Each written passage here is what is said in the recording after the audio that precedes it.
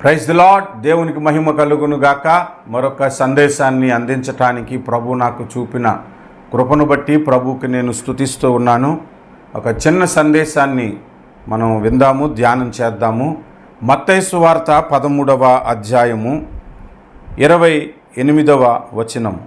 ఇది శత్రువు చేసిన పని అని అతడు వారితో చెప్పగా, ఆ దాసులు, మేము వెళ్ళి వాటిని పెరికి కూర్చుట నీకిష్టమా అని అతనిని అడిగిరి.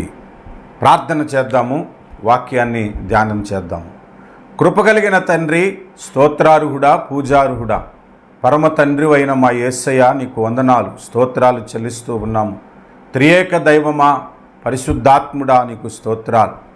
అయ్యా, ఈ సమయంలో మా ప్రార్థన అంగీకరించి మీ వాక్యాన్ని ధ్యానిస్తూ ఉండగా మా వాక్య ధ్యానమందు మీ ఆత్మ నడిపింపు దయచేయమని యేసు నామమున ప్రార్థిస్తున్నాము పరమ తండ్రి, ఆమెన్. ప్రభునందు ప్రియులారా, యేసు ప్రభు గోధుమలు గురుగులు అనే ఉపమానాన్ని ఇక్కడ తెలియజేస్తున్నారు.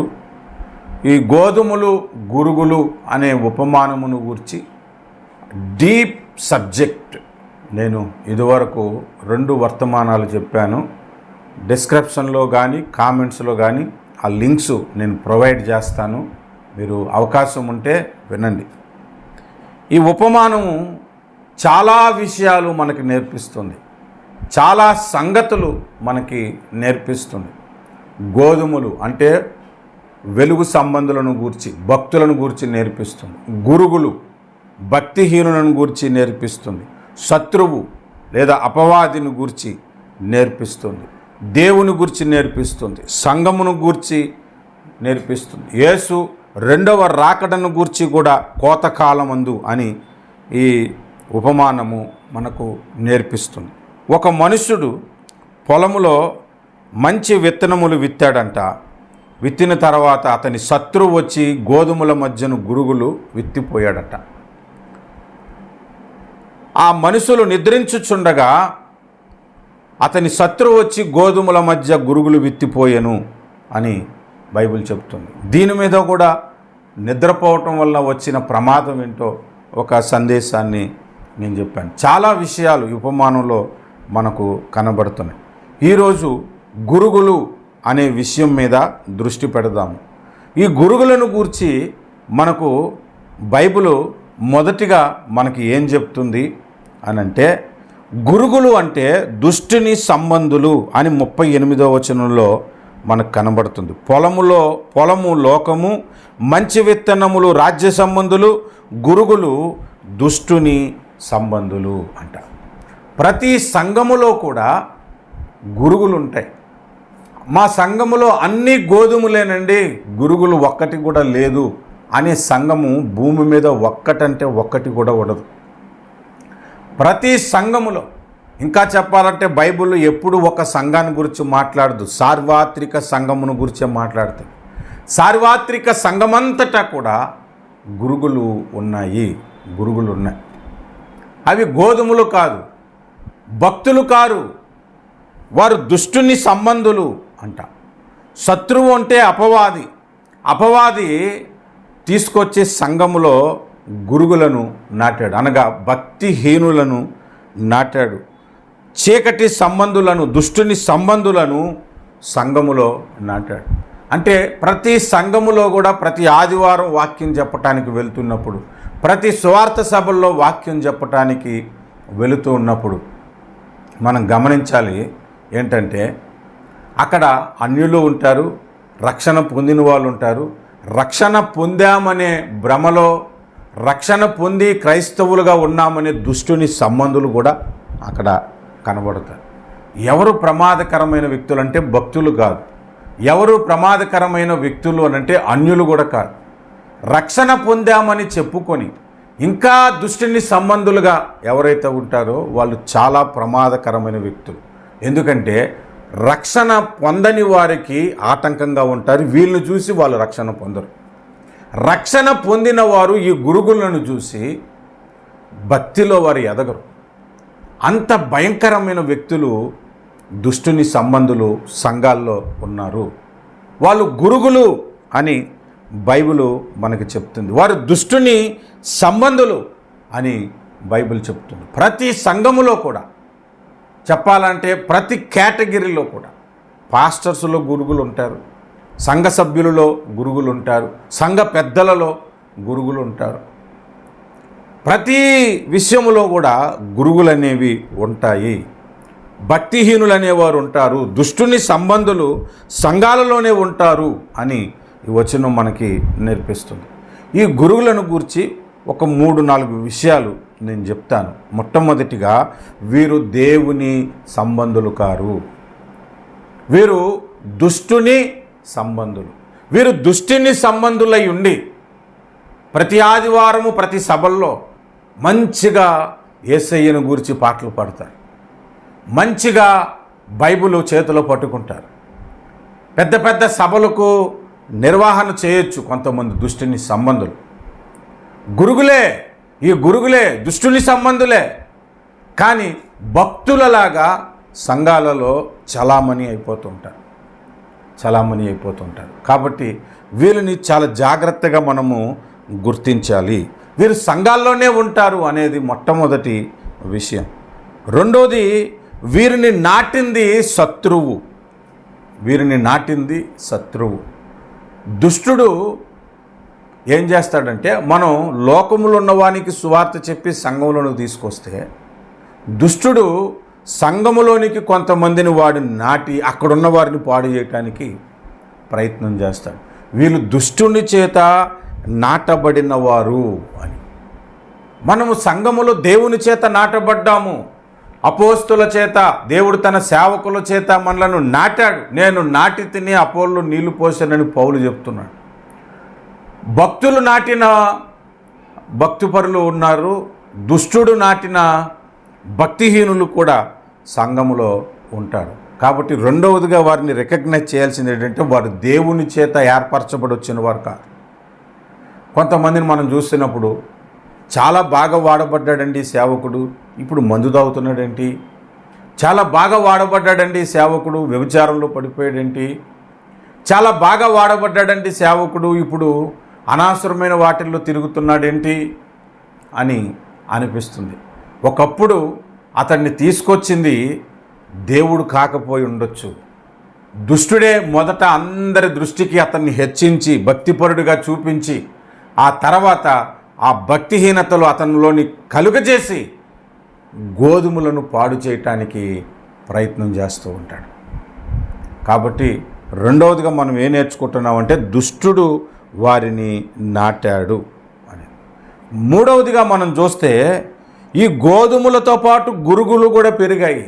అవి కూడా పెరుగుతాయి, ఫైనాన్షియల్గా పెరుగుతాయి, ప్రార్థనలో పెరుగుతాయి, వాక్య మర్మాలు బాగా తెలుసుకుంటారు, వాక్యము లోపటి విషయాలు అనేకమైన సంగతులు తెలుస్తాయి. ఒక్కొక్కసారి గోధుమల కంటే గురుగులకే బాగా తెలుసు వాక్యం. రాజ్య సంబంధులైన వెలుగు సంబంధులైన భక్తులకైన కంటే కూడా దుష్టుని సంబంధులకి వాక్యము లోపటి విషయాలు చాలా సంగతులు తెలుస్తాయి. వాళ్ళు కూడా ఎదుగుతారు, వాక్యములో ఎదుగుతారు, మంచి ప్రార్థనాపరుడుగా ఎదిగినట్లు కనబడతాడు, మంచి ఆరాధకుడుగా కనబడతాడు, పెద్ద సంఘం కట్టి కూడా కనబడతాడు, ఎదుగుతూనే ఉంటాడు. కాస్త జ్ఞానం కలిగిన వారు, వాక్య సత్యం కలిగిన వారు, పరిశుద్ధాత్మ అభిషేకం కలిగిన వారు, ఇతడు దేవుని చేత ఏర్పరచబడిన వాడా కాడా అనేది గుర్తించగలుగుతాడంతే. కాబట్టి మూడవదిగా మనం నేర్చుకుంటుంది ఏంటంటే, ఈ గురుగులు కూడా పెరుగుతాయి, పెద్ద పెద్ద సభలు పెడతాయి, అన్ని విధాలుగా పెరుగుతాయి. నాలుగవది మనం చూస్తే, ఈ గురుగుల యొక్క పరిస్థితి ఏంటంటే కాల్చబడటానికే. ఈ గురుగుల పరిస్థితి కాల్చబడటానికే. ఇక్కడ ఆ మనుషులు వెళ్ళి అడిగారట, అయ్యా మరి ఆ గురుగులను మేము పెరికేమంటావా అని అంటే, ప్రభు అన్నాడు, కోతకాలము వరకు వాటిని అలాగే ఉంచు అన్నాడు. అంటే మీరు అర్థం చేసుకునండి, మనం అనుకుంటాం, అయ్యా వీడు భక్తిహీనుడు, వీడు భక్తిపరుడు కాదు, భక్తిని నటిస్తూ ఉన్నాడు, ప్రార్థనాపరులా నటిస్తూ ఉన్నాడు, మంచి సంఘకాపరులాగా యాక్ట్ చేస్తున్నాడు, మంచి ఆరాధికుడిలాగా యాక్ట్ చేస్తున్నాడు, అది నాకు అర్థమైంది, వీడి సంఘాల్లో ఎందుకు ఉంచావు ప్రభు, పెరికిపోయని మనం ప్రార్థిస్తే వాడు అప్పుడే పెరికిపోయబడ్డండి. కోతకాలం వరకు ఉంచమన్నాడు ప్రభు. వాళ్ళని పెరికివేసే పని మనం పెట్టుకోవద్దన్నాడు. వాడి తప్పుని చెప్పు, వాడి పొరపాటును చెప్పు, ఆ బోధకులు ఎలా ఉంటారో ఆ సిమ్టమ్స్ని నువ్వు చెప్పు, కానీ వాడిని పెరికేసే పని నువ్వు ప్రయత్నం చేయొద్దు. అది కోతకాలం వరకు దేవుడు ఉంచాలని నిర్ణయించాడు. అంటే అర్థం ఏంటో తెలుసా? ఆ గురుగును బట్టి కూడా ఒక గోధుమ సరిగ్గా ఎదుగుతుంది. ఆ గురుగును బట్టి కూడా గోధుమ సరిగ్గా ఎదుగుతుంది. అలాంటి వారిని చూసి ఇంకాస్త జాగ్రత్తగా గోధుమలు ఉంటాయి అన్న ఉద్దేశముతో దేవుడు వదిలేమన్నాడు. చివరికి దాని గతి ఏంటంటే కాల్చివేయబడటానికి పనికొస్తుందంట, నరకములో పడేయటానికే పనికొస్తుందంట. ఆ నరకానికి వెళ్ళిపోయిన తర్వాత కానీ చాలామందికి అర్థం కాదు అది గురుగు గోధుమ కాదు అని. అలాగా గురుగు వేషము వేసుకున్న బిషప్పులు ఉన్నారు, గురుగు వేషం వేసుకున్న సేవకులు ఉన్నారు, గురుగు వేషం వేసుకున్న ఆరాధికుల్లా కనబడుతున్నవారు, పాటలు రాస్తున్నవారు, సభల్లో వాడబడుతున్నవారు చాలామంది కనబడతారు. అగ్నికి కాలుతున్నప్పుడు అప్పుడు అర్థమవుతుంది ఇతడు గురుగని. ఇంతకాలం నేను మోసపోయానని అప్పుడు కొంతమంది అనుకుంటారు. దేవుని కృపను బట్టి ఆ గురుగు చేసిన చేష్టలలో నువ్వు నలిగిపోకుండా దేవుడు నిన్ను తప్పించాడు. ప్రియమైనటువంటి వారిలో గురుగులను గూర్చి మనం ఆలోచిస్తే క్రైస్తవ సమాజము నిండా గురుగులు ఎక్కువ ఉన్నాయి. ఇవే ఎక్కువగా తొందరగా ఎదుగుతూ ఉన్నాయి, ఇవే పబ్లిక్లో ఎక్కువగా కనబడుతూ ఉన్నాయి.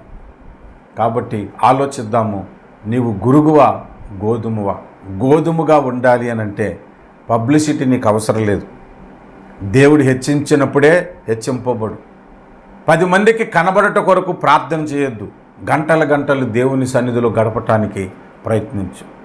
ఏది సత్యమో ఏది అసత్యమో తెలుసుకునే ప్రయత్నం చేయి. భక్తుడికి భక్తుడువు కావద్దు. ఒక మంచి గోధుమ వలె వృద్ధి చెందటానికి ప్రయత్నించు. శత్రువు ఎవరో గుర్తించు, నీ స్థానం ఏంటో తెలుసుకో అని మనకు ఈ ఉపమానము నేర్పిస్తుంది. కనుక గురుగుల వలె ఉండకుండా జాగ్రత్త పడండి. మనం గమనించాల్సింది ఏంటంటే గురువు బాగా ఎదుగుతుంది, ఆ ఎదుగుదల చూసి భక్తిపరుడని అనుకోవద్దు. ఇంతమంది సంఘాలను ఈ గ్రౌండ్ని నింపేశాడంటే ఎంత మంచి భక్తుడని నీవు అనుకోవద్దు. గురుగై ఉండొచ్చు, భక్తుడై ఉండొచ్చు, గురుగై ఉండొచ్చు. ఆడు భక్తుడా గురుగా అన్నది వాక్యపు లోతులు ఎరిగినవాడు, పరిశుద్ధాత్మ చేత నింపబడినవాడు, వాక్య సత్యాన్ని గ్రహించిన వాడికి అర్థమవుతుంది. అలాంటి వాడు గోధుమ కాదు గురుగని బోధించిన కొంతమంది బుర్రకు ఎక్కదు. ఎందుకంటే వాళ్ళు కూడా గురుగులే, గురుగులు ఇష్టపడుతున్న గురుగులు ఉంటాయి. కాబట్టి గురుగేమిటో గోధుమలేమిటో మనం గుర్తించే కన్నులు కలిగి ఉండాలని దేవుడి వాక్యము ద్వారా మనలను హెచ్చరిస్తూ ఉన్నాడు. శత్రువు కొంతమంది జీవితాలలో వాళ్ళ హృదయాల్లో కూడా గురుగులను నాటుతాడు. అది కూడా మనం త్వరలోనే ధ్యానం చేద్దాము. దేవుడిచ్చిన ఈ వాక్య సందేశాన్ని బట్టి ప్రార్థన చేద్దాము. ప్రార్థనలో ఏకీభవించండి. ప్రేమ కలిగిన మా తండ్రి, సర్వశక్తిమంతుడా, జీవాధిపతి యేసయ్యా నీకు స్తోత్రాలు. మంచి గోధుమల వలె మేము ఉండుటకు, రాజ్య సంబంధులుగా ఉండుటకు, వెలుగు సంబంధులుగా ఉండుటకు సహాయం చేయండి. మమ్ములను పాడు చేయటానికి అపవాది, శత్రువు, సాతానుడు సంఘములోనే గురుగులను నాటాడు ప్రభువా. దుష్టుని సంబంధులను నాటాడు ప్రభువా. అయ్యా, వాటిని మేము గుర్తించి మా భక్తిని మేము కాపాడుకొనటానికి కృప చూపించమని ప్రార్థిస్తున్నాం. నీ రాకడ వరకు మమ్ములను జాగ్రత్త చేయమని ప్రార్థన చేస్తూ ఉన్నాం. కనికరించండి, వివేచన వరముతో నింపండి, వివేకముతో నింపండి. మీ కరుణా హస్తమును మాకు తోడుండజేసి మమ్మలను నడిపించమని యేసు నామములో స్తుతిస్తూ ప్రార్థన చేస్తున్నాము పరమ తండ్రి. ఆమేన్. Please subscribe to our channel, press the notification button and like our videos. Thank you for watching.